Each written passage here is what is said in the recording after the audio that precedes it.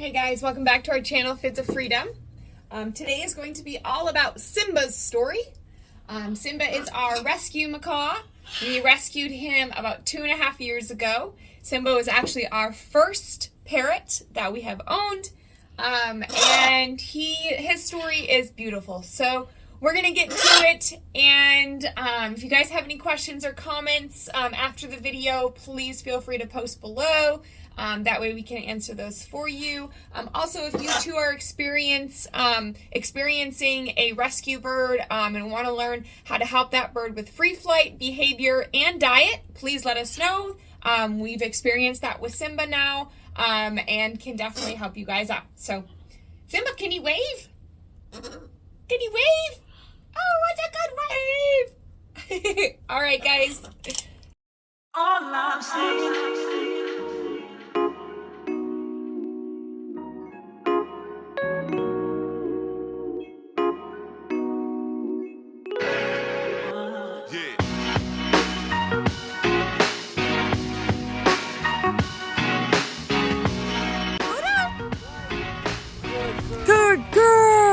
Okay, so let's jump right into Simba's story.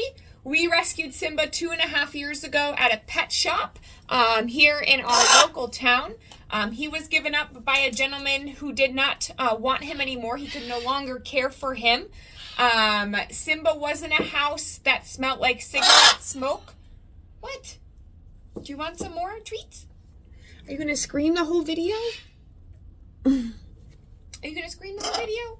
Can you show me big wings? Big wings. No. Show me big wings. All right, that was good enough. And the gentleman could no longer care for him. The house did smell like smoke, as did Simba. So Simba smelled like cigarettes for probably about 2 months. We bathed him religiously about every day to try to get that smell out of his feathers. Also, his feathers were pretty dull, and a lot of them were really spread out. He was also missing a lot of feathers as well, which you'll see.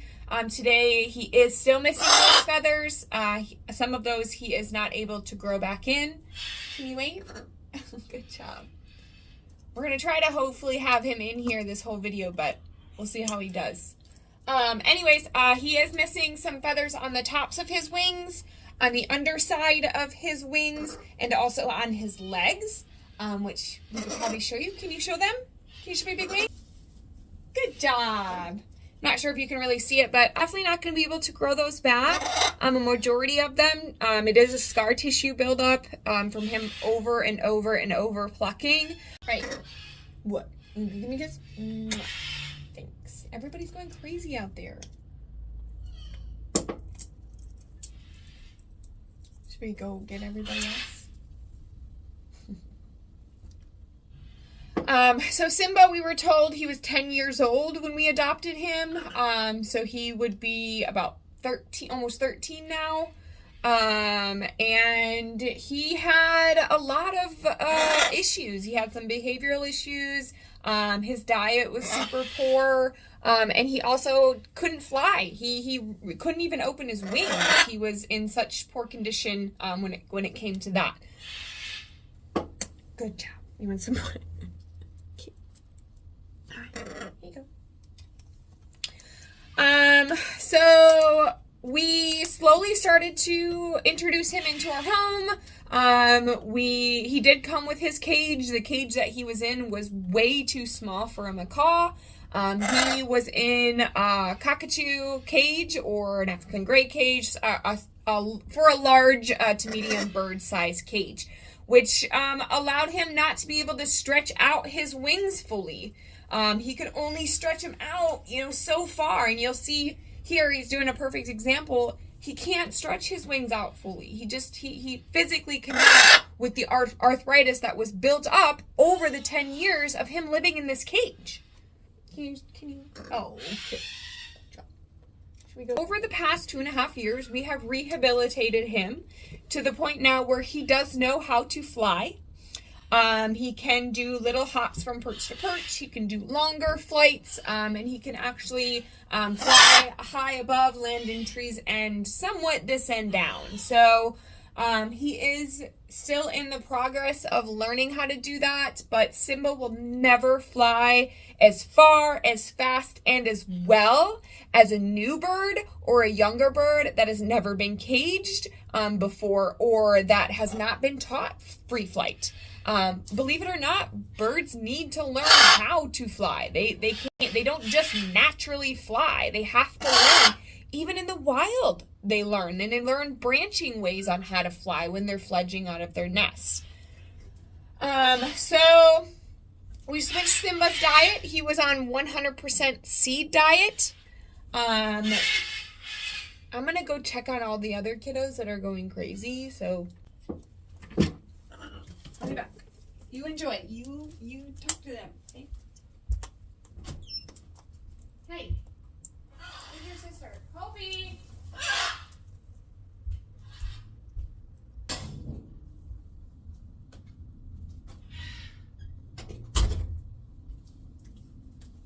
Hey, you! Okay. Dang it, now I can't remember where we were. Talking about Simba's diet. So Simba was all on a seed diet. And if you're familiar with seeds, they're very high in fat. And they don't give a lot of the healthy nutrition as a chopped diet would, or a all-natural pelleted diet would. And a lot of your pellet diets are going to be cold pressed. So it's going to enrich a lot of that nutrition that's needed for them to be beautiful. So probably about, what do you think, Simba? Like, I would say maybe 8 months ago, we now have gotten him 100% off seed diets. Yes, 8 months ago, and we've had him for 2.5 years. So just know, if you too have an adopted parrot, a rescue that is also on a seeded diet, it takes time, you guys. It takes a lot of time to get them to understand that fruits and veggies are good. And you know what, too? They're a lot like kids. If you have it, they want it. So we've switched over his diet, hence the tone in his feathers. He's a lot brighter, and he has grown back some of the feathers that he's lost that didn't have scar tissue on him. Another thing that happened to him, his previous owner did clip his wings, but they only clipped one side of his wing, and it was the right one. He was missing about 11 major flight feathers. So again, he could not fly. He did not know how to fly. Some birds that are clipped still have a little bit of flight skills. So just remember, if you clip your bird, that doesn't necessarily mean that your bird won't be able to fly. It just means that they're not going to be able to fly as high. Also, descending, if your bird is clipped and it gets outside, descending for a bird is super hard, and it's not something they naturally know how to do. So with Simba, we slowly taught him how to fly. And the biggest thing was getting him to stretch out his wings. So we taught him how to do big wings. Can you show me big wings? Show me your wings. Big, stretch, stretch. He still has trouble stretching his wings out. Stretch. Oh, good job. So anytime that we fly Simba or do anything flight-wise with Simba, we always make sure that we stretch his wings out for him by doing big wings or doing some short A to B's from perch to perch. So we slowly rehabilitated him to be able to start stretching out that scar tissue. We started to break it up and get his wing to at least 80% flexure. When we first got him, Simba could only open that right wing probably about 50%, maybe not even. And I'll show you some pictures here. So once we got that done, or once we started working on that with him, it took him probably about a year to take his first flight off a perch in our living room. Actually, our living room to our kitchen, he took off his perch for his first time. And boy, that was amazing, wasn't it? A bird who couldn't fly, couldn't barely open his wings. You guys, we had to bring Simba everywhere before we taught him how to fly. We had to pick him up and bring him to his food. We had to pick him up and bring him to another perch outside. All Simba could do was move around and walk. We built his room enough where we could have him walk around on bridges, wood bridges, and ropes to get his muscles to build, to be able to learn how to fly. Remember, a bird that's caged for 10 years, they don't have any muscle strength. Just like a human that would be put in a box. Your muscles are going to weaken. They're going to disintegrate. Same with Simbas. That's exactly what happened. So, about 2.5 years later, Simba took his first giant free flight outdoors. I want to give a huge shout out to Chris Armstrong for helping us get Simba there. We met Chris in January of this year, 2022, and he helped us finish our road to free flight with Simba and getting him up into the sky. Also, we did raise some money to get Simba a GPS Marshall tracker. And we'll talk about that in another video, but we do fly our birds with GPS trackers. And the reason we do that is because if anything were to happen at any time, they were to get chased by birds of prey, they were to get chased by crows, stuck in a thermal, updraft, stuck in a storm. I mean, anything can happen at any time. No matter how much you prepare for it, your GPS tracker is used for a backup. And yes, your bond is 100% important. And I think I know during our flight with Simba, his confidence level was so low of trying to get down and out of trees and wanting to take off to fly to us. But he did it because of the bond we have. He loves me. This is his home. I love him with all my heart.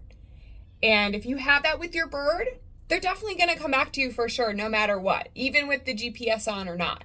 The GPS is just there for backup, you guys. So making sure that you do fly with that. And again, we'll go over the Marshall's GPS tracker in a different video, but that is what we used for Simba. I was not going to do his first free flight until I had that on him, being that he was a rescue bird and his skill level is just not equipped like it is for younger or newer baby birds. So all I can say, you guys, for Simba is his journey has been amazing, and he has come so far, teaching him tricks, keeping his mind moving, giving him lots of toys and foraging toys to keep him away from plucking himself, because the plucking that he has on him, it has become a habit, which is sad. It's kind of like biting our nails. It's a habit for them, and trying to break that is hard. And if we can be that support for him to help break that, then that's definitely what we're going to do. So offering a lot of toys, foraging toys, and then good enrichment by doing tricks, teaching flight. Simba's behavior, he had a couple step-ups he didn't do real well. He didn't take to the harness real well. We worked on that for a while, slowly. He did scream after we started flying him. I've noticed a lot of the screaming behavior did decrease. Hi. You're so pretty. You are so beautiful. Can I show? Come on, come here. Step up. Come on. Come on. Look at your guys. Come show him. Say hi, guys. Hello. You want this? Can you say hello? Where you going? Come here. Hello. Good job. Can you come back here?